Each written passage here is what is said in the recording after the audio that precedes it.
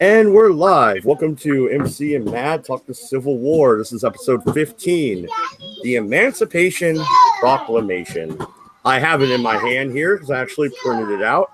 I haven't thrown it away yet, but I will as soon as we're done.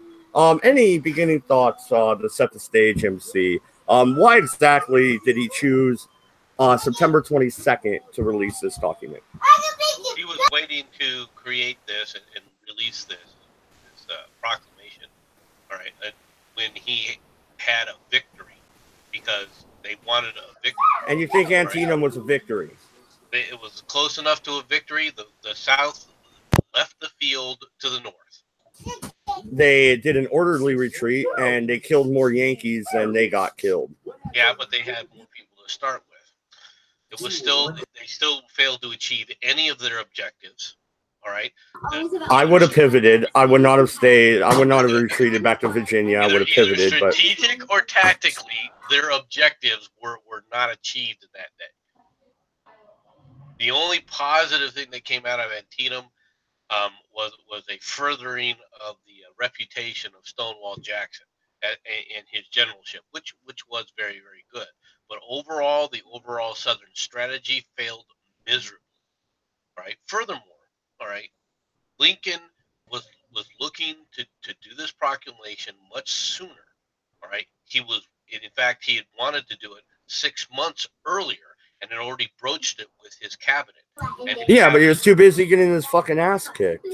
His cabinet said, you don't want to do it at this point in time until you have a major main victory in the East, for the simple purpose of, if you do it after a loss, it'll look like, you know, you're desperate.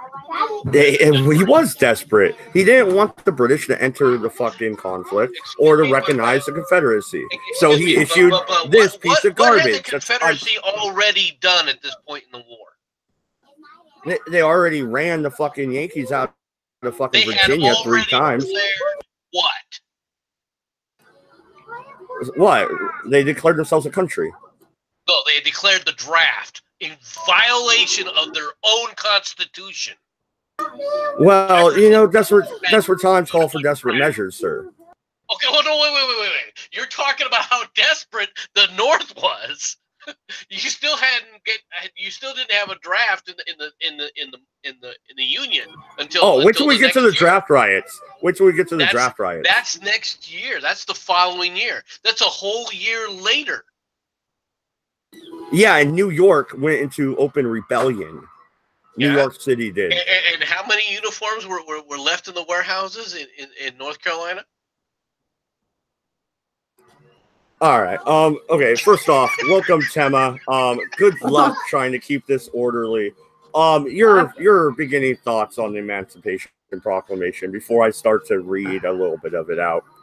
I think if the North had been a little more diplomatic about their beliefs, it would have been an unnecessary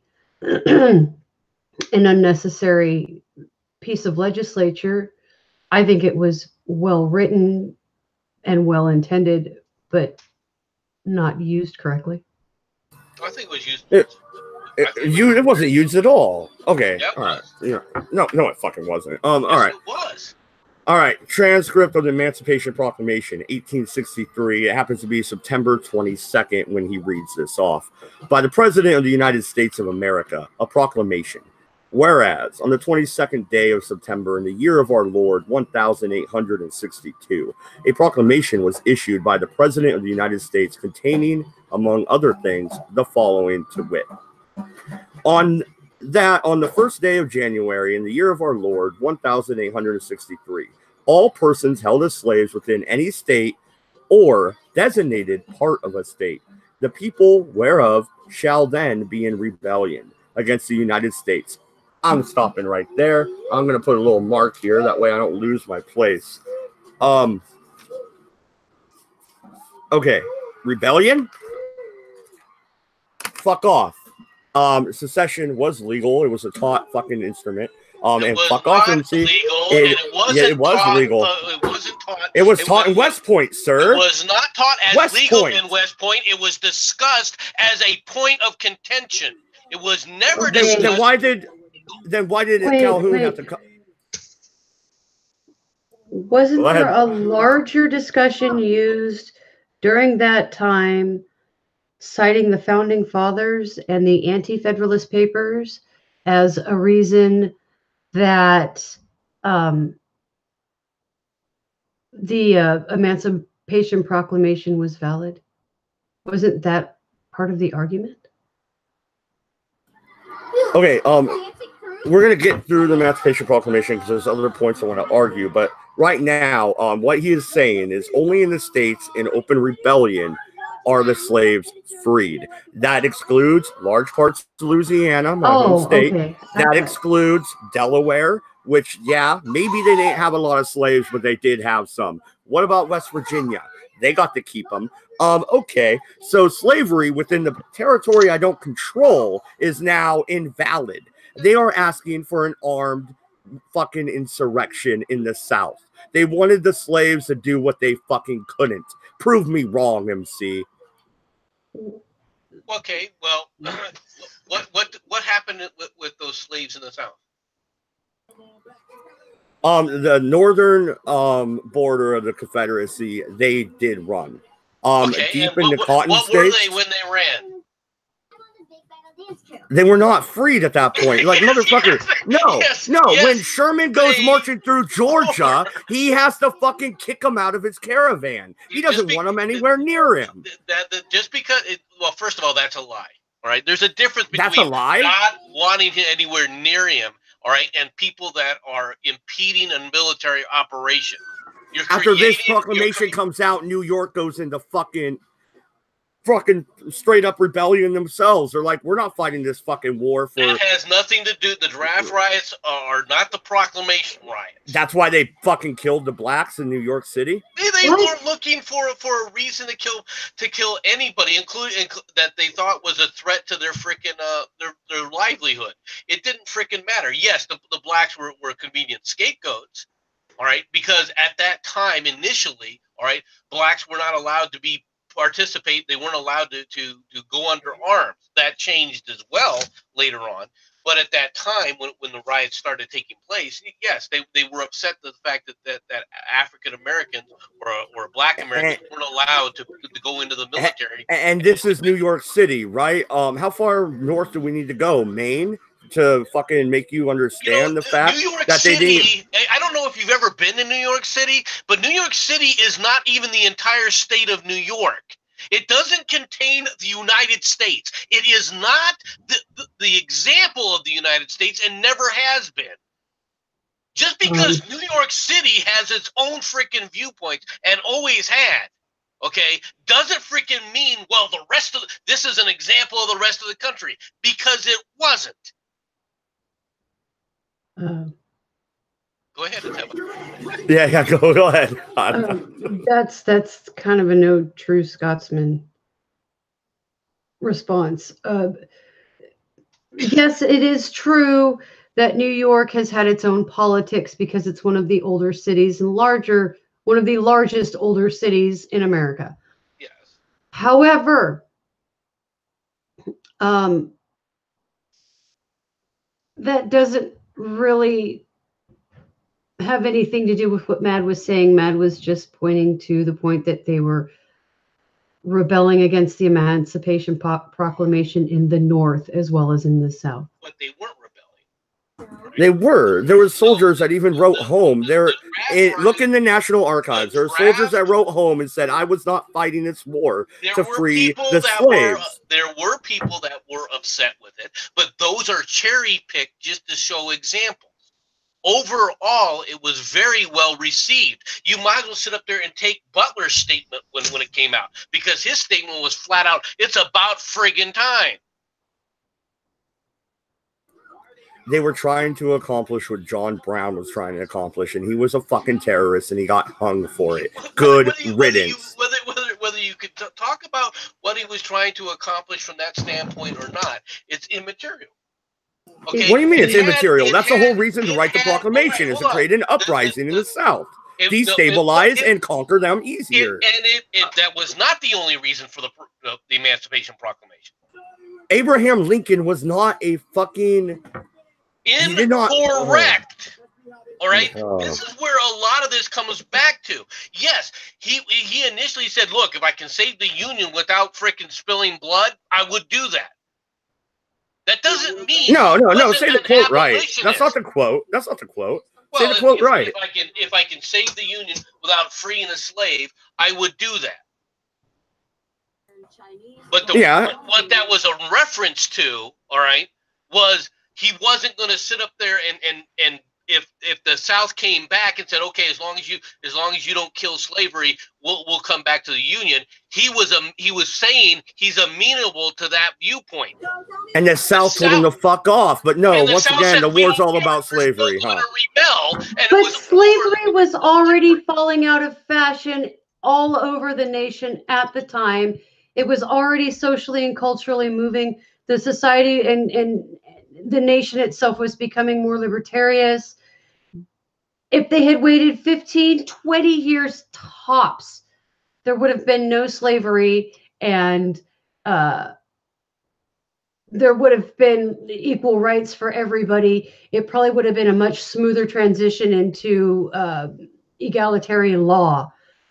However, because of all the economics tagged onto it, it became a nice social shield to fight an economic battle internally, nationally. Well, yeah, no, and what makes the Revolutionary War correct and the war... We're starting to see a separation from culturally. The reason it was so bitter and the reason it was so vociferous and the reason that everything hinged on slavery was due to that very point. There was absolutely no way the South was going to allow for an end to slavery. They weren't going to allow it. There were reasons why Virginia, which yes, was reducing in slavery, and also, all right, Delaware, which had reduced its actual slave population to the point that they estimate there was approximately 1,000 slaves in the entire state of Delaware at the time. Okay, which was less than 1% of the population. But there was a reason they were still a slave state. There was a reason that they had to continue that. They weren't even allowed to not be a slave state anymore because it was going to throw the entire thing out of whack. Yeah, well, that's why, So how is it that you're going to give up slavery as you go forward with as a nation? Less tariff, less taxation, open trade with other countries. Less tariff and less taxation, all right, would have is encouragement of automation, which was already occurring. But Atema, the South was already saying, we'll agree to higher tariffs as long as you don't do anything to inhibit slavery. This was the deal that they were already making in the Senate and in Congress. Their prioritization was on slavery. Real quick, Zero Cool says there are days I wish the South would have won, just so we could blow them up for when they weren't looking. And Zero Cool, I know you don't have your wrench. I took a few more wrenches away. That way Jensen can moderate more easily. It's nothing personal, buddy. I just wanted you to know that. And let me continue on with this piece of shit document. Shall be then, thenceforward and forever free. And the executive government of the United States, including the military and the naval authority thereof, will recognize and maintain the freedom of such persons, and will do no acts or acts to repress such persons, or any of them in any efforts they may make for their actual freedom. Okay, first off, that is a load of horse shit. Okay, there are states in the fucking North where if you were fucking black and you had stayed there more than 30 days, you were to be flogged and drove out of fucking town. The Oregon Constitution says no black person may enter and reside within the borders of Oregon. That fucking state fought for the North, didn't it? So he is writing a load of horse shit, sir. Really? And what way, all right, In what way? Didn't I just give you 2 examples? No, because the examples you give are just nonsensical. What Nonsensical. Listen to what I'm saying first. Read the Oregon Constitution. I don't care about the Oregon Constitution. What that document is saying is that the United States military forces, including their naval forces, won't interfere. Oh, the same ones that burnt their house down as they marched through Georgia? Oh, yeah, they didn't interfere at all. No, it's all good. Did they interfere with that? That was what? Were they in rebellion? Yes, they were. Notice the difference. It was not a rebellion. What makes the war between the states a rebellion and the revolution a freedom fight? Revolution. Okay, I'm going to mute, boys. Take turns. Okay. You guys are shouting about revolutionary stuff. Get back on track. Okay, my question is this. What exactly makes the Revolutionary War a freedom fight when they had slavery and the fucking war between the states, the Confederacy is entirely evil, and the North, which has sanctioned within its constitution the right to slavery, remember, wasn't changed yet. They are the good guy here, and the South is in open rebellion. First of all, the South is the one that stood up there and started the rebellion, number one. Number two is I've never called the South evil, as you well know. So to even use those kind of terms is what part of the problem is. Okay? And then it comes to the other fact where it wasn't just in the Constitution, all right, where slavery was allowed. It was, you can't interfere with any slavery at all. Well, okay, but there was a reason for those laws, wasn't there? In the Confederacy, we're talking about the Constitution of the Confederacy in this case. Well, you want me to grab it? I own it. But hold on, but there's a reason for that, wasn't there? Because at that point, up until that point, every time a northerner or a southerner went into northern territories with slaves, their slaves were taken from them. They were seized. And they weren't seized for freedom. Not accurate after the Dred Scott decision. Yeah, they would actually, like even George Washington, when he was in Philadelphia, he would cycle his slaves in and out. That way he could keep them. Yeah, and this is, you know, the great savior, George Washington. So, yeah. No, it was common for, especially within like politics and congressmen, they would steal Southern slaves from Southern representatives all the time.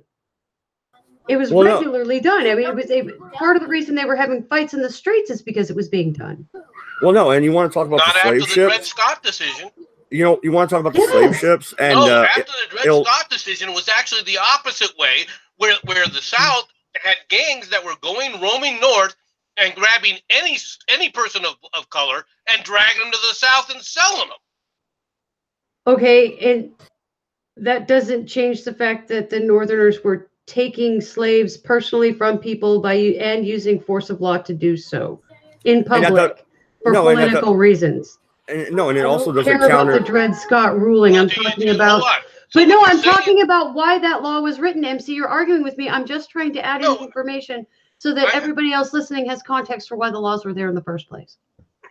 It's why the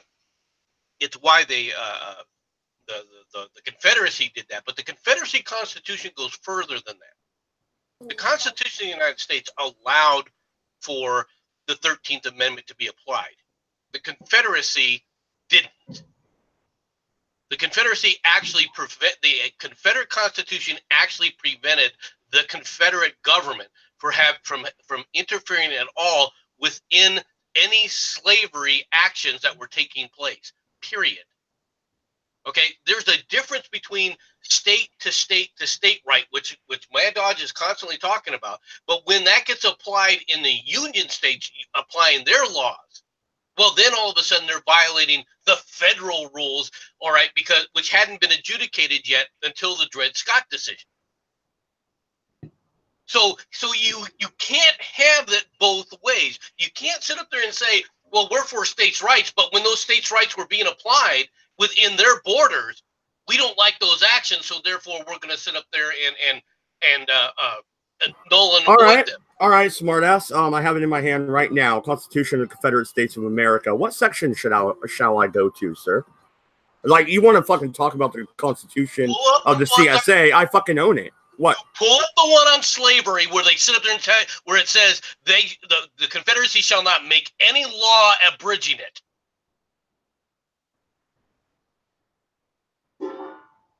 Abridging slavery within the states. You two go back and forth. I'll find what he's trying to refer to. Like I said, I have it in my hand. No clue what he's referencing. I'm sorry.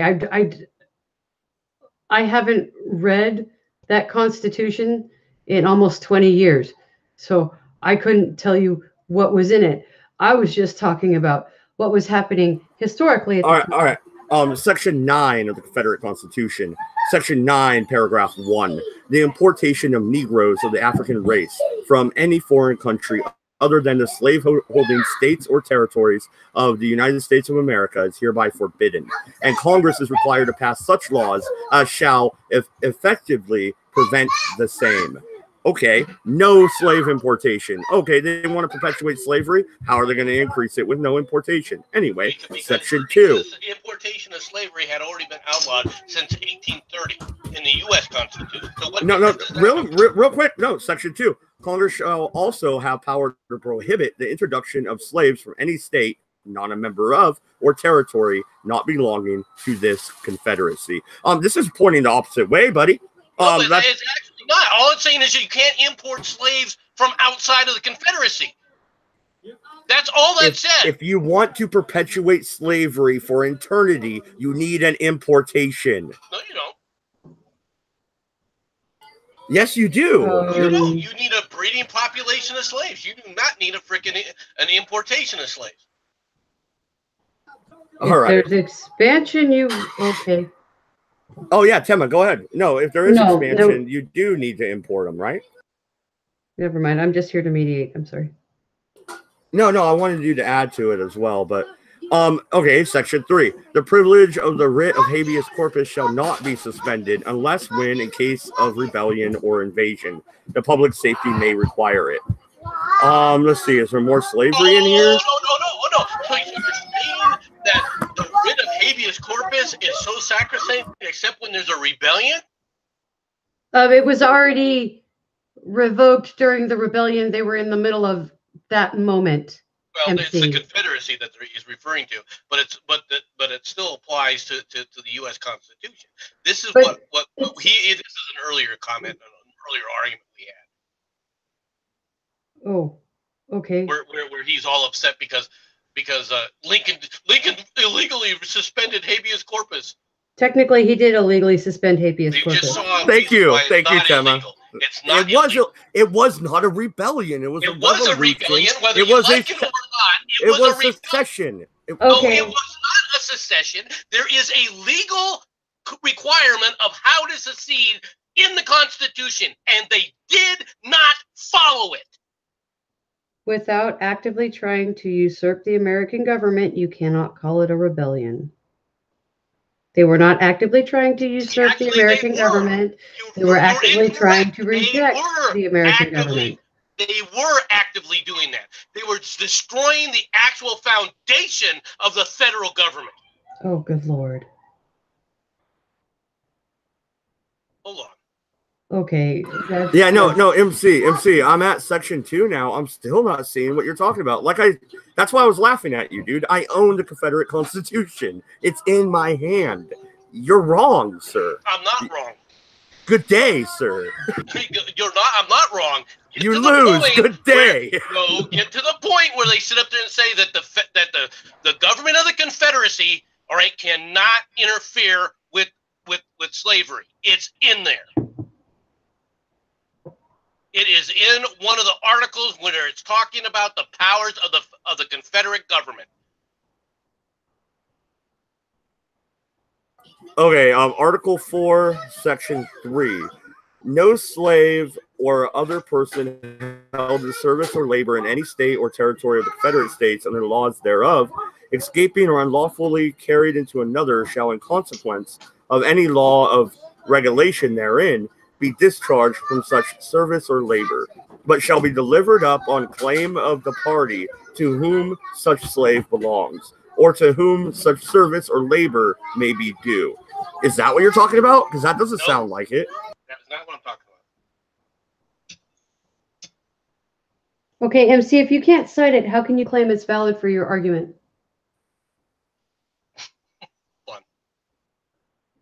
Yeah, dude, I'm on section 6. I still don't see it, and I own it. I'm telling you, it's in my hand right now.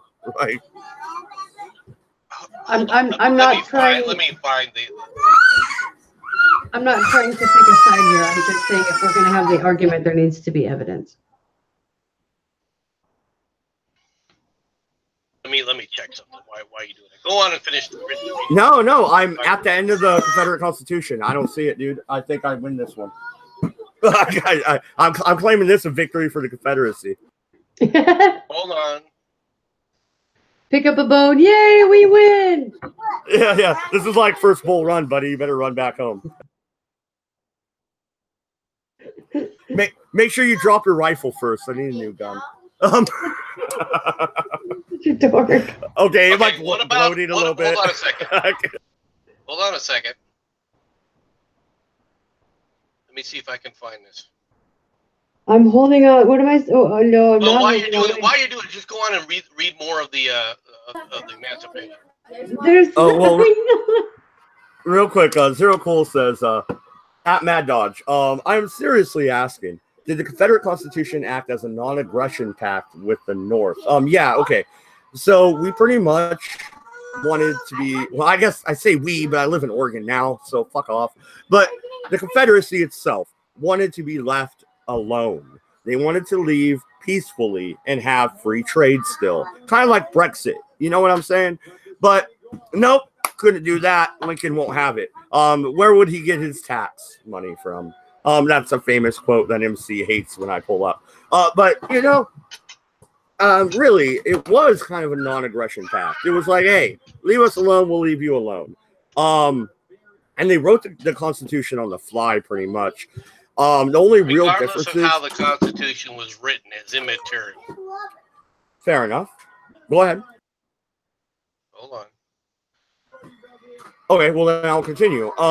So the only real changes they made was the president didn't get more than one term. He got 1 6-year term. That's it. He also had the line item veto. And could you imagine, Zero Cool, if the president today had the line item veto? Article 1, Section 9(2). Congress shall have no power to prohibit the introduction of slaves from any state or not a member or territory not belonging to this confederacy. I read that. All right, that right there is telling you, and I'm sorry because I didn't hear it all the way.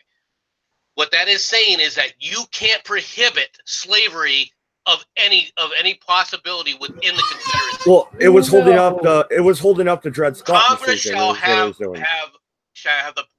shall also have the power. All right, hold on. Let me reread this.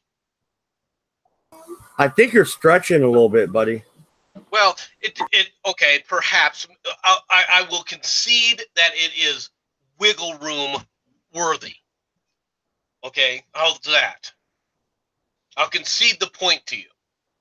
All right, but the reality of the situation with when it comes to the Emancipation Proclamation. First of all, when you talk about the suspension of habeas corpus, under emergency situations, you can suspend habeas corpus.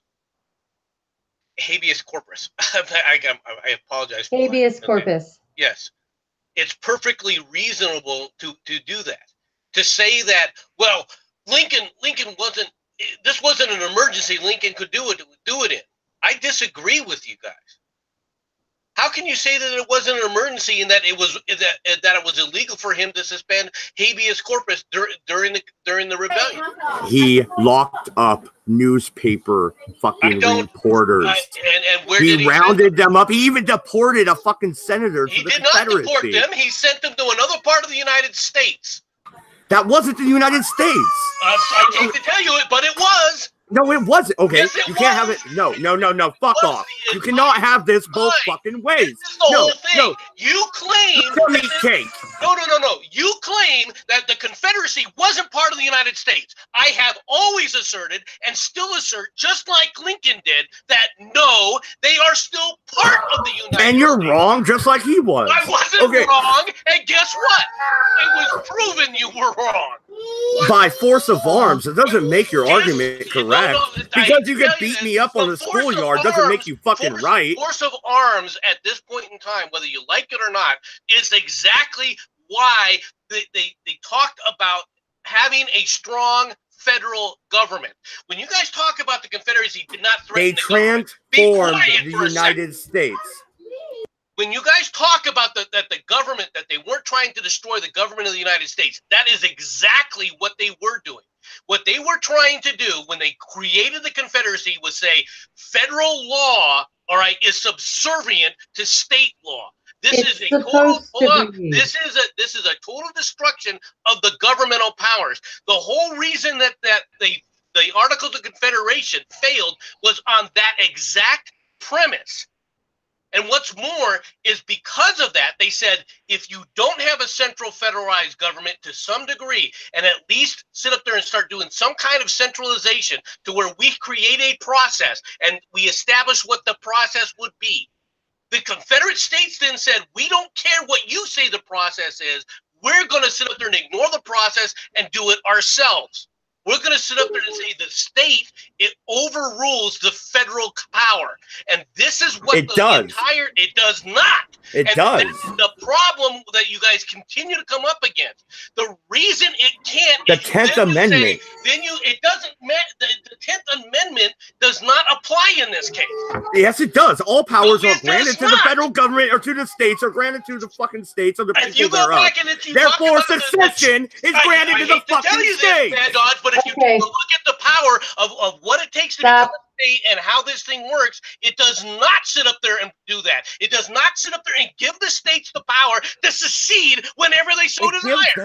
It gives them all powers that are not granted in the Constitution, and secession is not mentioned. So it gives it to the states. Those powers are granted to Congress to add and remove states, not the state themselves. When I join a social club, I have the right to leave. It's not a social club. We're talking about a government. Stop. Okay, 1. The 10th Amendment is the 10th Amendment is the 10th Amendment. 2. The original Constitution was written for 13 colonies and was expanded upon therein. Since they never thought secession would actually be something they had to deal with, they didn't discuss it in the Constitution. However, if you look at the Federalist and the Anti-Federalist papers, they both admit that the entire system works on the presumption of all 50 states adhering to and following the federal government. Without that, it all falls apart. That isn't an attack on the government. That is an attack. It's not even an attack. It is secession. It is just secession without the Supreme Court involved. There was no open rebellion because there was nobody saying down with America. That was not even in the Declaration of Secession that they made initially for it doesn't. It changes. It destroys the compact between the states. The compact is just that, a compact, an agreement. If I don't want to. In other words, you can abridge your agreement whenever you so desire. No, sir, you cannot. Actually, as an American, yes, we can. It's called you cannot. Okay, what, in the tree of freedom or liberty doesn't need to be watered at all ever? Hold on. Wait a minute. You're missing the point. The very nature of the origin of our country, that's what I'm saying. The concept of even having to address secession as something being legal or illegal was foreign to these people because they had just fought a fucking secessionary revolution. Okay? They had also attempted to create a confederacy and watched it absolutely fail. And they realized that you couldn't do it through a confederacy, that a confederacy couldn't work. The Confederacy States would not have failed if you didn't have a goddamn blockade and you didn't burn a hole through fucking Georgia, whether you like the results or not, one of the reasons that they were worried about it was the ability to actually defend the nation. Something that, by God, you guys were failed to do, didn't you? The number one responsibility of the Confederate government failed. Okay. That is kind of irrelevant and had nothing to do with what was being said. What was the point you were trying to make, MC? The point is very simple. When you say that it wasn't an attack on the government, you are incorrect. It was an absolute destruction of the government if it was allowed to go through in the manner that they chose to use, force of arms. They didn't use force of arms. Yes, they did. How? Fort Sumter was South Carolina's property. No, it wasn't. It was. Have the right and we proved it. And go in there. No, you want to tell me you proved it by force of arms? They fucking left, didn't they? And they proved it. And what flag's flying over there today? Okay, that doesn't matter. No. No, that doesn't. It doesn't matter who won, MC. That is. I agree with what you're saying, but if you take a look at it, if you go with the Confederates' viewpoint, what you basically then established is that the federal government is null and void. That the federal government has no legitimate power over anything. The federal government doesn't have any legitimate power. That is the entire fucking premise of a representative republic. The Constitution was something that everyone had to agree to. All right, initially. And then it was expanded on there, and they created in that system a method, all right, for allowing states in and allowing states out. And they also created a method that if you wanted to change this methodology, you could do that as well. None of this was tried by the Confederacy. Okay, they didn't attempt to do it that way. They just stood up there and said, you know what? We're just going to ignore federal rules and federal laws at our whim because we decide to do so. You are then saying that their federal government has no legitimacy. Right? You might as well then throw away the entire Constitution. Well, real quick, Zero Cool says, I need to give Atema a raise. To be fair, I don't pay her. So maybe I should give her a little bit of my Patreon money. I don't know for putting up with this shit. This is easy. There's no hair pulling. I'm good. I haven't seen a hairbrush fly yet. I think we are gravy, baby. But no, the thing is, MC, I believe you totally misunderstand the whole point of the Revolutionary War to begin with, which is why after we're done with this, we're going to go with that. The entire Revolutionary War. So the Revolution was okay. We could leave Britain, but fuck the South, right? There was reasons to sit up there and leave Britain. It wasn't that the South. There was reasons to leave the Union. No, there wasn't, because you had representation. You guys were not sitting up there being destroyed. All right, the only thing that you were worried about was your goddamn precious slaves. Oh, give me my fucking cane. I'm beating this guy's ass. Like I fucking had it. Okay. Hit him again. No, MC gets the reference. I think he's probably the only one that does, but he fucking gets the reference. Well, okay, Toby, but it's good. It's good. I totally lost my train of thought now. Damn it! Fuck. This is what I get for ranting about old people screaming at my kids for no reason. Fucking. Okay, MC, all right. I'll go ahead and continue here. Sir, good sir. That the executive will on the first day of January aforesaid by proclamation design the states and parts of states, if any, in which the people thereof, respectively, shall then be in rebellion against the United States. And the fact that any state or the people thereof shall on the day be, in good faith, represented in the Congress. Fuck off, I'm stopping right there. There was no representation in the Congress at all. And this is where we're going to fucking argue when it comes to the 13th and 14th fucking amendment. You want to have it both ways, sir. You want to eat your cake or have your cake and eat it too. Here's the thing. When they forced the southern states to sign the 13th and 14th, they told them in order to rejoin, that was their words, rejoin the Union, you have to sign this. Okay, this is a group of states that left. Before you get to Wait, that no. you You went on a rant. You went on a rant. I get to go. No, you don't get to apply this to frickin' Abraham Lincoln. You do not get to apply that whole thing to Abraham Lincoln in any way, shape, or form. What? He knows exactly what I'm talking about, Atema. Well, the thing is, okay, you can't have it both ways. They can't be out of the Union, but in the Union. It wasn't having it both ways. It was. In order to rejoin. At this point in time, if I have to rejoin, that means I fucking left. Are you down? Whether you like it or not, hey, pull off. This was not Abraham Lincoln was not the president when any of that happened. You guys made sure of that, didn't you? So don't come bitching about the situation that you're dealing with under Lincoln and say, well, wait a minute here, you can't have it both ways. The reason you saw a bifurcation was a direct result of that. It would never have happened. And for you guys to sit up there and go, well, wait a minute, Lincoln did all these other things, and then after Lincoln's dead, comes back and says, well, but then the federal government's doing this. Okay, you got rid of the one bulwark to prevent that from happening. And in fact, what you did is created the situation where it definitely had to happen. And in fact, the other president at the time, the one who succeeded freaking Lincoln, attempted to stop that and failed.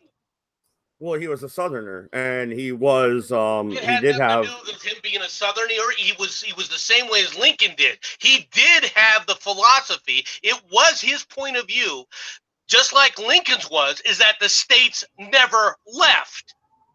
That was always their policy, okay. And that always was his policy. So don't come back and say, "Well, wait a minute here. You changed in midstream. You don't get to play that game." Okay, I do. But no. The wording is rejoin. So whether he thought they left or not, apparently legally they did leave because they had to sign to rejoin. The people who were saying that was this he's talking about in that case was Reconstruction, where Congress took over everything. Well, that was and ran across and rammed through a lot of these rulings. Well, yeah, you take a whole class of people and you disenfranchise them, then you take a whole class of illiterate people and put them in power. Oh, that'll fucking work. Give me a fucking break. I'm not arguing that point. I said I agree with a lot of your viewpoints about Reconstruction. We won't argue so much about Reconstruction, aside from the fact that you blame Lincoln for it. Oh, I also blame Stanton, but yeah. Well, gee, I wonder why Stanton would be freaking so hot to trot about it. Yeah, they should have hit him a couple extra times. Fucking hell. They only stabbed him a couple of times. I mean, what difference does that make? But no, okay. All right. You know what? You conceded a point to me. I will concede that to you. It was not Abraham Lincoln that shoved the 13th or 14th Amendment down the Southern throats. But the wording is, Tema's right. It says to rejoin, sir. That means you left something. If I have to rejoin, that means I left. And when you get when you get recognition from Spain and from Vatican City and almost Great Britain, you are your own fucking country. Whether you get recognition for other, no, it doesn't. Just because another country validates, especially a foreign country validates your independence, doesn't make you independent. Did they have their own money? Did they have their own government?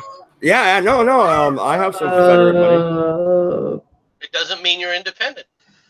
Well, they were generating their own income. They had their own economy, and they were fighting their own war. And they were fighting a freaking war because they didn't want to pay taxes to the federal government. Do you want to pay taxes? Which taxation is theft. Somehow an un-American thing now. Rebellion. It was a rebellion. It was a civil war. It was secession. It was a rebellion. It was conceded as secession legally through the Supreme Court. It was not conceded. It was never adjudicated that. The only one who even said that was the Chief Justice at the time, Tawney, who freaking left. It was never justified as secession by the Supreme Court. Where the hell are you getting that, Atema? Well, first off, no, I can tell. I can say partially where she might be getting it. The fact that they would not try Jefferson Davis, even though they held him in a prison for over a year. Whether they refuse to try him or anything else is immaterial. How does that make? Maybe because then he would have been tried for sedition or treason, wouldn't he? Yeah, and he could have been. Who was tried for sedition or treason in terms of the Civil War? Several people were. Who? There were lots. Ask Mosby's Raiders. For what? Ask Mosby's Raiders. They were. Well, why do you think? Why do you think they became? Why do you think they became bandits? Why do you think Jesse James, till the day he died, robbed banks? Wasn't part of Mosby's Raiders, was he? No, Jesse James was part of fucking the other group. Fucking whatever. Yeah.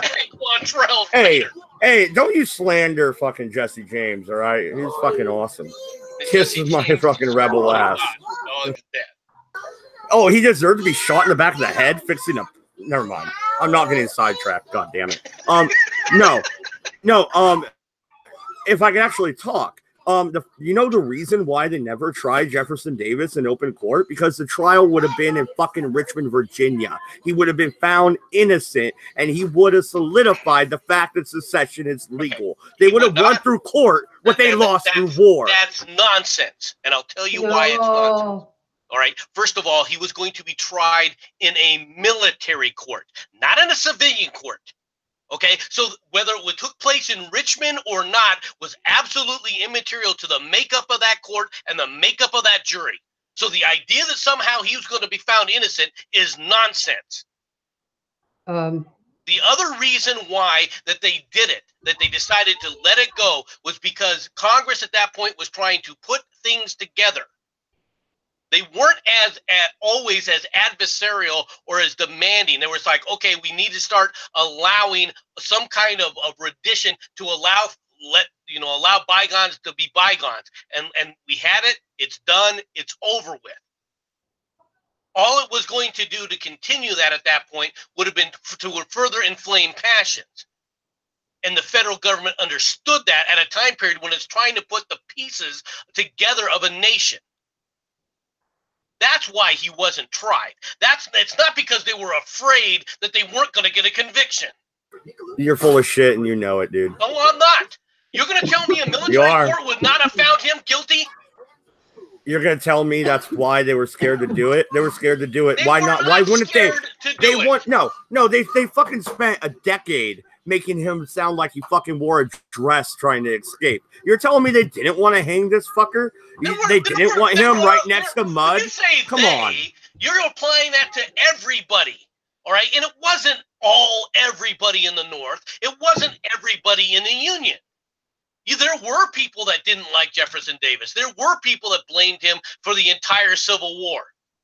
Okay? They did have pens. They did have paper. They did write. Yes, that did happen. But when you start saying that was the case, and that they were afraid, the government was afraid. No, the government was not. The government was not afraid. You always assign the absolute nefariousness to the government, even when it has nothing to do with that. Doesn't it make sense that a government trying to put things together would say, you know what, we need to let bygones be bygones? If they had wanted to, they could have easily have charged the entire Confederate corps from Northern Virginia. That meant Longstreet. That meant freaking Lee and the rest of them. Did they do that? There was calls to have. Do that? Can I respond, sir? There was calls in the North to arrest Lee. Matter of fact, calls. Did they? No, they didn't, and they didn't even. Why wouldn't you charge Why wouldn't you charge Jefferson Davis? He is the leader of your so-called rebellion. Trying to put the country back together again. You just had a civil war. Do you realize that the United States was the only country that actually survived that kind of a civil war? That's not necessarily true. Rome did it quite a few times, 10 or 20. I mean, quite a bit. They didn't survive it. They freaking just would go in there and have constant rebellions and have to go in there and destroy them again and again. So far, we've only had one civil war. So far, we might be looking at another one. I'll go ahead and continue here. So if another Civil War breaks out, it's not going to be along the lines of the Confederacy. Well, let me continue here. I ended at represented in Congress of the United States by members chosen thereto at elections wherein a majority of the qualified voters of such state shall have participated, shall, in the absence of strong countervailing testimony, be deemed conclusive evidence that such state and the people thereof are not then in rebellion against the United States. So they had to prove that they weren't in rebellion. I just wanted to add that. I'm going to continue, though. Now, therefore, oh, God. Do I have to read that? No, what that said there, right there, what that said there very specifically was, if they rejoined Congress, that this wouldn't apply. Yeah, he was kind of doing the olive branch method that they tried in the revolution. I really don't want to read this. This is going to make me cringe, but all right, I'll read it. Now, therefore, I, Abraham Lincoln, President of the United States, by virtue of the power in me vested as Commander-in-Chief of the Army and Navy of the United States, in time of actual armed rebellion against the authority and government of the United States, and as fit and necessary war measure for suppressing said rebellion, due on this first day of January in the year of our Lord 1863, and in accordance with my purpose, so do publicly proclaim for the full period of 100 days from the day first above mentioned, order and designate as the states and parts of states wherein the people thereof respectively are this day in rebellion against the United States. The following to wit, I gotta turn it over. My printer actually printed it on both sides. Arkansas, Texas, Louisiana, except the parishes of St. Bernard, Palakamines, Jefferson, St. John, St. Charles, St. James, blah, blah, blah, including the city of New Orleans. Mississippi, Alabama, Florida, Georgia, South Carolina, North Carolina, Virginia, except the 48 counties designated as West Virginia, and also the counties of Berkeley, Accomack, Northampton, Elizabeth City, York, Prince Anne, and Norfolk, including the cities of Norfolk and Portsmouth, and which exported parts as for the present, left precisely as if this proclamation was not issued. Okay, he's giving a list off of places where you can still fucking have slavery, but he freed the slaves, MC? Give me a fucking break, buddy. This is an Emancipation Proclamation. This is a freedom of slaves. And whether you like it or not, all right, this is the impetus of two things.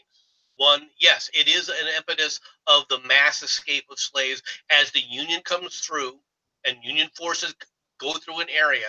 There is mass defection of slaves from their slave owners to the Union. All right, to where they go to the Union forces and the Union forces deal with them as they're best able to deal with them. That's one.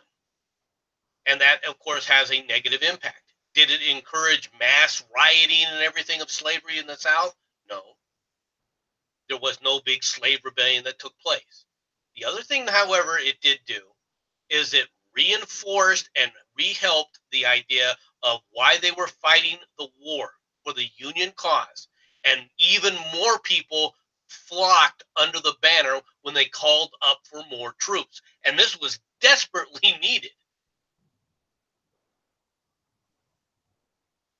Well, okay. Well, let me continue on because there's only a... Okay, so what you're telling me, the Emancipation Proclamation was basically just a fancy PSA? And yeah, that's all it is. It's garbage. It had one more absolutely major effect, and that was it ended Britain stayed out of the war. Britain stayed out of the war.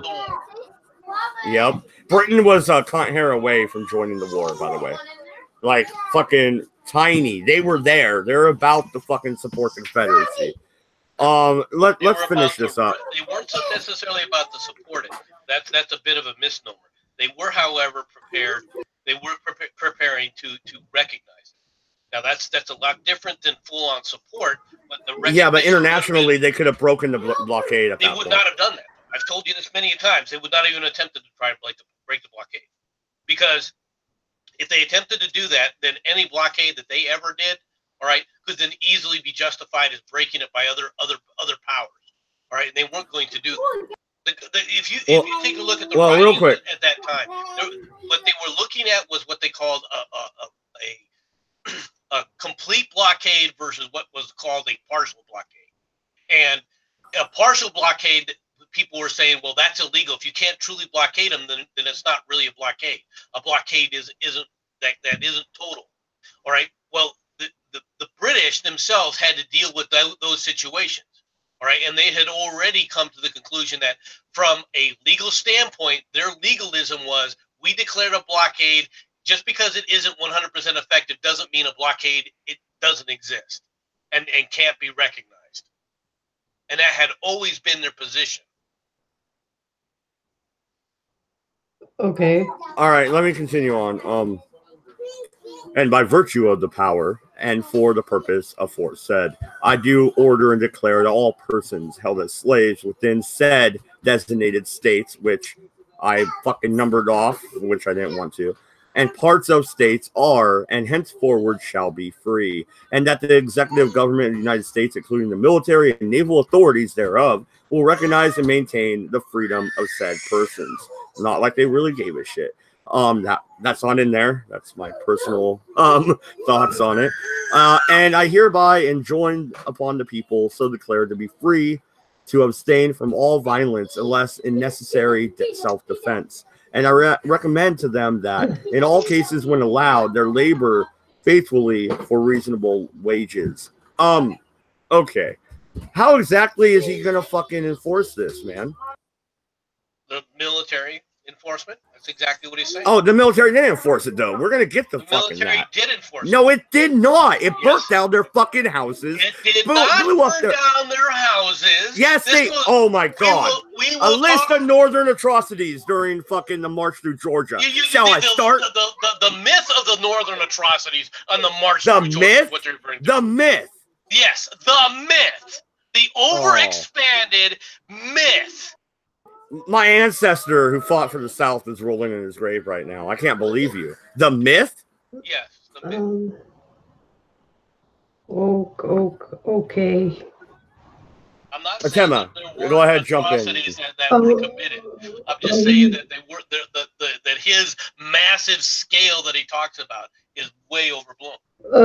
You're right. 40% property loss in 70% of Georgia is totally. Okay. Totally what of that 40% property loss? How many of them were slaves? How much of that was slavery? A lot of slaves fucking lived there. Guess where they got their food? Guess what they knew? Hold on a second. Well, hold on. It never would have been listed as property damage as the slaves, because the slaves weren't listed as property damage at the time of the incursion, were they? At the time that they were talking about the loss of property, that's exactly what they were referring to. Not when you're talking about money. Georgia, they'd already been declared free. Oh, you already declared them free. You can't call them both here, brother. I understand. I'm not calling them both. I'm just going by the numbers that are being used.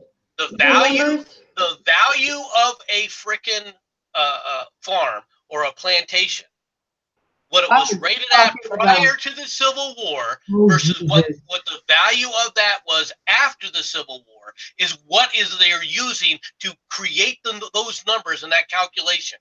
And part of that evaluation of that plantation prior to the Civil War included the value of their slaves. I was just talking about the quantity of shit destroyed. Sorry if I wasn't talking. I wasn't talking monetary value. 40% of of property owned land with buildings on it where people reside and store goods and monies. Those structures, 40% of them in about a 70% wide swath of the state of Georgia was destroyed. That is bullcrap. I want to know where you got this. Because I don't believe that. They've gone through and they've actually taken a look at that, and that has never been established. Okay, even Sherman's March to the Sea, where they claimed all this destruction. Yeah, make Georgia howl. Anybody? That ring a bell? He did say that. He did say that. Were hundreds, thousands of documented cases of people coming back after the Civil War had ended during the very beginning of Reconstruction to find that their entire town Nobody, nothing, anything was left. The entire town was gone.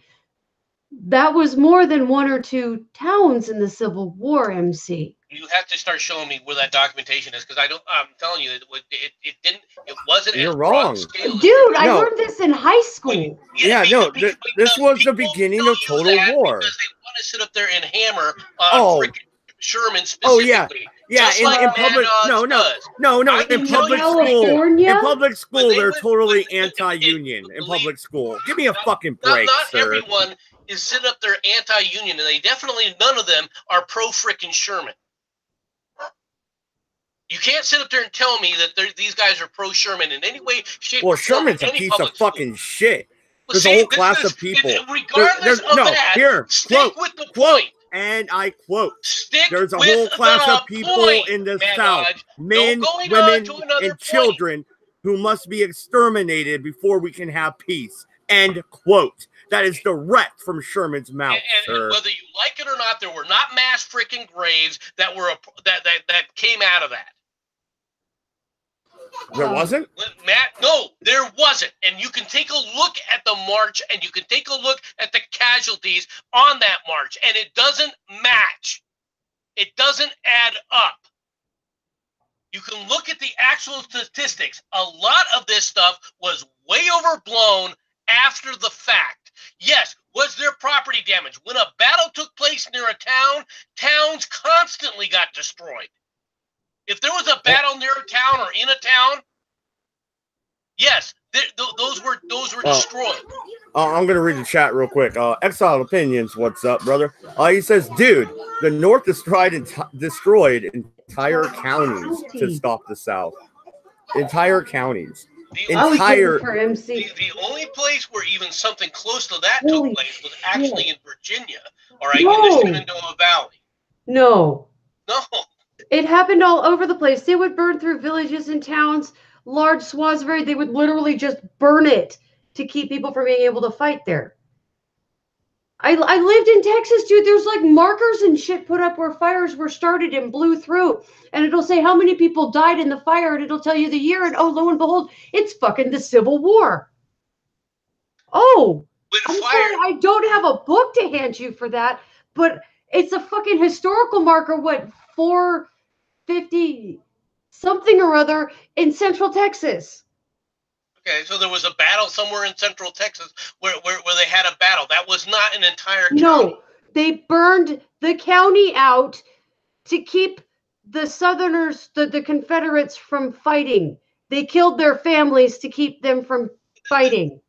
It's on the fucking placard thing. Yeah, and I'm sure that it is. And I'm also saying that a lot of that stuff is overestimated and overstated. When the South moved into Pennsylvania and headed to Antietam, they hit a couple depots, right? Did they burn down fucking whole cities? They burned down whole freaking sections of stuff. Yes.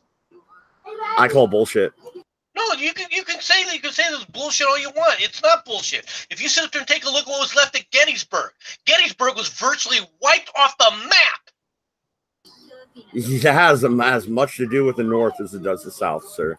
We're talking about a movement of a military burning as they go. That's a war, and that's what happens during. We're not talking about a battle. We're talking about a military unit moving and burning as they go, like the goddamn Vikings. Military unit burning and raping and pillaging. Then you're going to sit up and go right down Bloody Bill, and nothing that the North did even compares.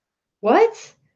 If you compare Quantrill's Raiders and Quantrill's Raiders and Bloody Bill Anderson, all right, was it Anderson? Was that his last name? I think it was Anderson. It was Bloody Bill Anderson, right. But no, they didn't do anything nearly compared to what Sherman did. No. They did everything even worse comparable, and the difference where's Forrest at when you need him? Forrest fucking rise from the grave and head to fucking Arizona. Yeah, Forrest, the guy who sit up there and rode away from Shenandoah, freaking holding a prisoner as his own personal shield. That was pimp. Fuck off. That's brilliant. I'd have done it. Yeah, damn fucking right. That's pimp. But that's not the point. The point is, why are you bitching about it? If you're going to use this kind of moralism, then I'm going to use it back, especially about Forrest. Forrest Oh, personally we'll get the Fort Pillow, buddy. We'll get the Fort Pillow. Okay. We'll get the Fort Pillow. You're right. We will get the Fort Pillow. La la la la la la. All right, all right. right. All right. So, yeah, okay. And Now I we're further doing declare. pillow talk. Jesus, I thought this was a Civil War discussion. God damn it! What are you guys doing? No. Fort Pillow massacre, they call it. Fuck off.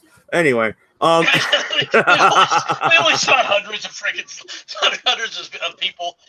Well, that had already talk about and lining them up and just started shooting. Yeah. Well, you know, that's not a massacre. Shit happens. And I further declare and make known that such persons of suitable condition will be received into the armed service of the United States to garrison forts, positions, stations, and other places, and to man vessels of all sorts in said service. Okay, dude. He's telling the slaves to rebel and join the Union. He is and now nigga, y'all soldiers. He is saying that. That is true. Unfortunately, all right, in that regard, he way overstepped his bounds, and Congress slapped him down for it until later. And as they should have. You take somebody that was never allowed to shoot a gun ever, and you hand them a gun and say, "Hey, go kill the graycoats." Dude, they're more likely to shoot themselves in the foot. They had a training regimen.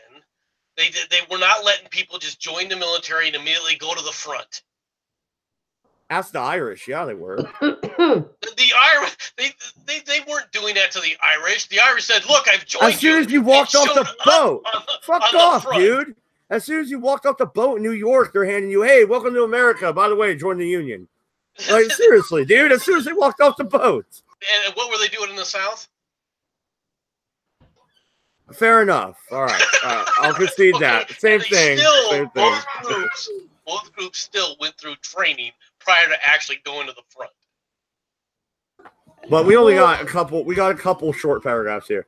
And upon this act, sincerely believed to be an act of justice warranted by the Constitution. Bullshit. It's anti-Constitution. Upon military necessity, I buy that. I invoke the considerate judgment of mankind in the gracious favor of Almighty God, and in witness whereof I have hereunto set my hand and caused the seal of the United States to be affixed. Done at the city of Washington this first day of January. Fuck off. See, crumpled in the garbage. Fuck you, proclamation. Anyway, there we go. We read it all. Do you feel better? Now that I threw it away, yeah. I feel a little bit better. Good boy now. Yay! Clap, clap, clap. Okay, so are you guys done bickering about things that already happened? No. No? That's kind of silly. We'll find something else to bicker about. That'll go back to these same things. I believe the Emancipation Proclamation was an overreach by the President of the United States. It violated the Constitution, which it did, and he had no right to do so in territory he did not control. Go ahead. But the fact is that it was exactly an explicit executive order to the military on how to respond when they moved into the area and they seized said territory, and they did act on it, and it did do what it said. No, it didn't. Sherman did not allow them to join the caravan. Matter of fact, he left them there to starve. Just because Sherman didn't let them join the caravan, it was because of the military necessity, not because he sit up there and had anything against the slaves. Not bullshit. I've seen quotes of Sherman, sir. No, you're wrong. You can always Sherman was a racist. Choose quotes of this and quote that out of context of what it's doing. Out of context. Out of context. He was trying to run a military operation when they were in his way. They were impeding his operation. That's what he was complaining about. He was not complaining about them in any other form. The darkies? Come on, dude. Like the wording he used, he was a clear racist. Just like the majority of Americans in the 1860s. There were a lot of people that were racist, but he was not violating the Emancipation Proclamation by what he was doing. He was leaving there to starve. He would burn the farm down because it was owned by to starve. He was doing a military operation and couldn't take them along. The proclamation I just read said that they were able to join the military unit. Therefore, he should have let them join. No, but instead, he left them to die after he burned darn. No, he would kill the cattle. He would kill the cattle. He would burn the farm, and then he would leave. Sit up there and allow people in to impede your operation. If your Emancipation Proclamation is a humanitarian statement, which that was, you kind of have necessities. No, military necessities. No, the Emancipation Proclamation itself. That's like saying that, you know what? When you get time, okay, make sure you don't help these people out. Oh, but wait a minute, the other enemy's shooting at us, but we got to help these other people out in the middle of that. No, the military doesn't function like that. Then don't issue a military proclamation that like was that. not issued that way, and everybody understood. It was. I read it. I just read it out loud. At no point did anybody in the union. You're fucking kidding me right now, right? Complain. Come on, MC. You're smarter than this. This was a military proclamation. He even mentioned the military. At no point did anybody in the military or his officers sit up there and go, you know what? I'm just going to totally ignore this. You're fucking kidding me right now, aren't you? No, I'm not. You're killing me, Smalls. No, because when that went into effect, anybody that even attempted to say, you know what, we're going to violate this, all right, it wasn't there to say over military necessity, over military operations. In case of military operations, you have to suspend those military operations for this. No, that is not what the proclamation said. And that's not how it was applied. That's how I just read it, man. It mentions the military more than once. Because you're looking at it through the lens of the 20th century. You guys are applying humanitarian rights to a time period and a war, all right, that we can't even comprehend what life was like back then, even when you didn't have military operations going on. That's not what I was saying. Go ahead, Gemma, because now we're at the free flow part of the show. Like, we already went through the proclamation, so go ahead, Gemma. I don't remember what I was going to say anymore now because I had a train of thought. Somebody keeps pointing out the same fucking thing I do. You guys are arguing about something that happened almost 200 years ago. And I know you guys are enjoying arguing about something that happened almost 200 years ago. But I wasn't attributing any kind of humanitarian aid or effort or anything to it. It's a humanitarian-based proclamation. If you're going to declare a bunch of people free and then go through and burn down where they live and say, oh, look, I made you free, that kind of creates the opposite optic of what you just fucking wrote down on paper, doesn't it? How is that the military operation? Well, no, and to be quite frank, there was people so bitter after the war. After Lincoln was killed, there was this woman. This story has been written down. I'll find it for you when we get to Reconstruction, but for now, I'll just say it. The Union soldiers came up and said, hey, tie this black ribbon around your fucking porch here to, commemorate fucking Abraham Lincoln's death. And she said no, and they're like, do it now. And she's like, okay, well, let me go in real quick. And I'm going to grab a black ribbon, and I'm going to hang it up for my husband who died for the Confederacy as well. And then they went across the street. She comes back out with a black rope or ribbon. It was really long. She tied it up there. She put it around her throat, and she hung herself. That's how bitter this war was, MC. And you're telling me that they didn't burn a hole through Georgia, make Georgia howl? I mean, that is a thing that happened. This was the first instance of total war where they went through and burnt down houses, killed the cattle, fucking burnt anything that was useful at all for a civilian population. And yeah, you hate that word civilian, fine. But that happened. You cannot take the blood off Sherman's hands, sir. I will not let you wash that off him. He has that blood. He went on to ravage the fucking Native Americans immediately after the war. He wasn't done with murder. He actually stood up there and saved far more Native Americans than ever got slaughtered. And if it wasn't for frickin' Sherman, there would be no Navajos left in any of the places here in Arizona. So before you go in there and start talking about like you know everything about Sherman and what it was like, all right, please sit back. And before you start whining and crying about how bitter things are, that's war. There are people that are bitter about war no matter how it takes place, no matter where it takes place. There are people who are bitter about a lot of things that happen to them. When somebody loses a loved one and they think it's unfair, or they think that it's the blame of whoever or whatever corporation or whomever it was, whether they were murdered or whether or not it was an accident or whatever happens. My sister to this day bears a deep abiding hatred toward the truck driver, all right, who in an accident killed one of my brothers. Trust me, I understand that people are bitter. Okay, I understand that, but that is not a justification to sit up there and lay everything, like all the bad things that ever happened were all because of Sherman and this person over there, and has nothing to do with anybody in the South or the Confederacy.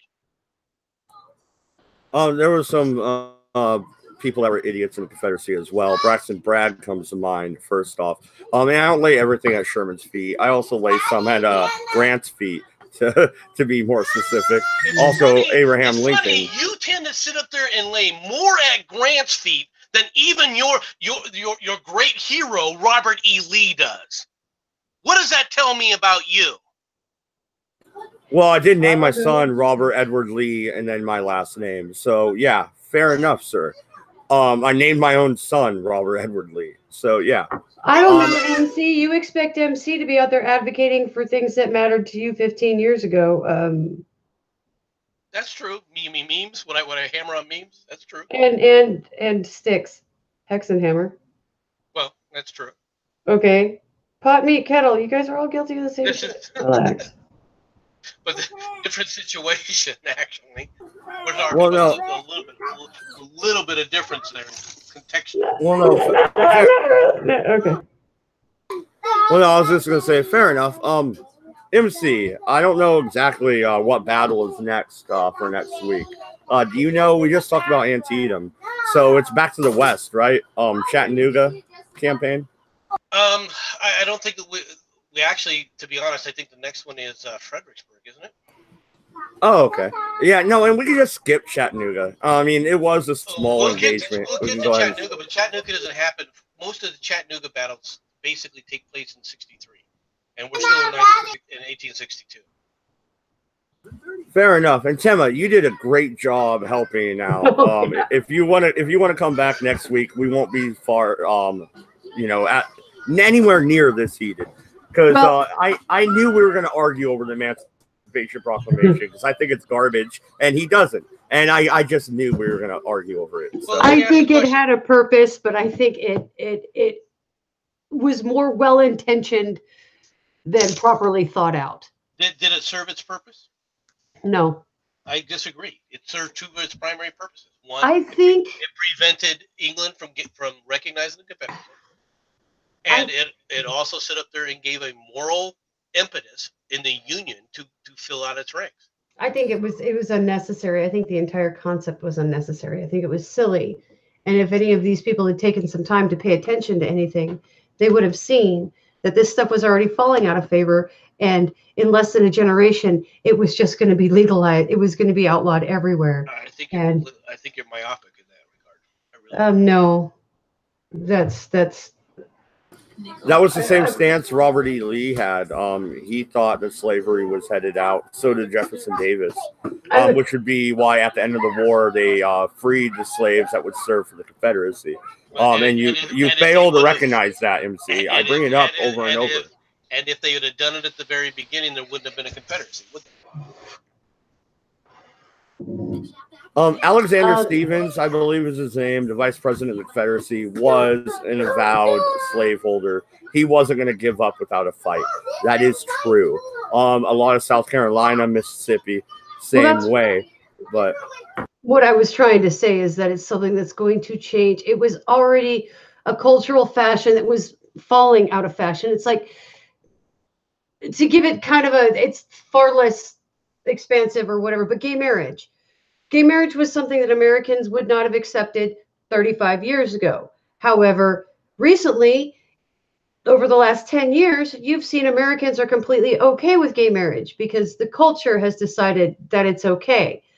At the time, slavery was becoming unpopular culturally, mainly because automation made it so abundantly clear how not necessary slaves were in a lot of areas. It was very inefficient, with the exception of large-scale agricultural things that had to be done. Well, had been mechanized at that point. And you also had the revolutions in Haiti and stuff like that, which scared the South. I'm looking at the chat. Zero Cool says the United States government shouldn't have freed them. They should have shipped them back to Africa. Okay, funny you say that. Lincoln had a plan for freeing the slaves and then shipping them to what was it, Liberia? Liberia. Yeah, Liberia, which was kind of named after Lincoln. It was one of the things that was discussed. Okay, it wasn't that it was a quote unquote plan or an operation or even feasible, but it was discussed in a rational way of looking at it, saying, okay, if we did it, what about moving them all the way into Africa? What would it take to do that? And it's obvious very quickly that in order to do that, it's just not possible. Yeah, Lincoln was, for all intents and purposes, a white supremacist. But that being said, I don't hold that against him because in that time frame, most Americans were. Yeah, everyone was a supremacist of their race at that point. Well, race wasn't even really a word we had. We had it wasn't white people. It was American. It was, you were the free American. The concept of race was totally different. Yeah, no, and that's not making it okay. It's just saying in the cultural context, you have to look at when the time frame is. Within the relative context of the rest of the world at that time, that's how the rest of the world generally partitioned itself in a very similar manner. You could look around the world; it was all the same way. If one group of people dominated, all right, they consider themselves superior over everyone else.